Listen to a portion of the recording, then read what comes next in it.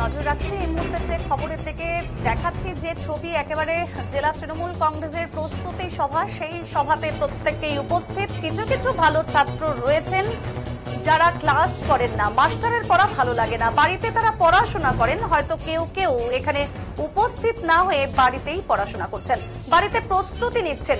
কেউ হয়তো দেওয়াল লিখছেন, কেউ হয়তো অন্য কোথাও প্রস্তুতির সভা করছেন।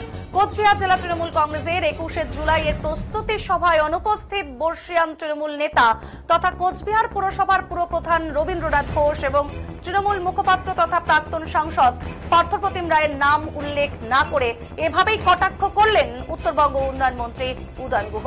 শনিবার কোচবিহার রবীন্দ্র ভবনে ছিল কোচবিহার জেলা তৃণমূল কংগ্রেসের ডাকে 13তম বর্ধিত সভা ও 21শে জুলাইয়ের প্রস্তুতি সভা। আর এই সভায় কোচবিহার জেলা তৃণমূলের শীর্ষস্থানীয় নেতারা উপস্থিত থাকলেও উপস্থিত ছিলেন না রবীন্দ্রনাথ ঘোষ, পার্থপ্রতিম রায় সহ একাধিক গণ সংগঠনের জেলা নেতৃত্বরা। আর সে প্রসঙ্গেই সাংবাদিকদের প্রশ্নের উত্তরে এভাবেই কটাক্ষ ছুড়ে দিতে দেখা যায় মন্ত্রীকে।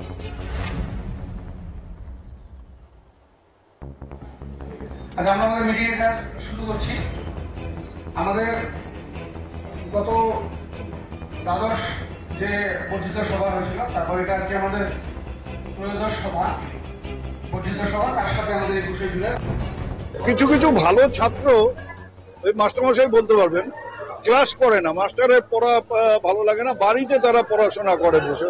হয়তো কেউ কেউ এখানে উপস্থিত না হয়ে বাড়িতে পড়াশোনা করছেন, বাড়িতে প্রস্তুতি নিচ্ছেন, কেউ হয়তো দেয়াল লিখছেন, কেউ হয়তো অন্য কোথাও প্রস্তুতি সভা করছেন, এরকম চলছে। তারা কি পরীক্ষায় ভালো ফল করতে পারবেন? আমি বলছি তো যে অনেকে মানে মেধাবী, তারা মাস্টারমশাইয়ের কাছ থেকে পড়াটা শুনতে চান না, তারা বাড়িতে বসে নিজেদের মতো করে প্রস্তুতি নেন।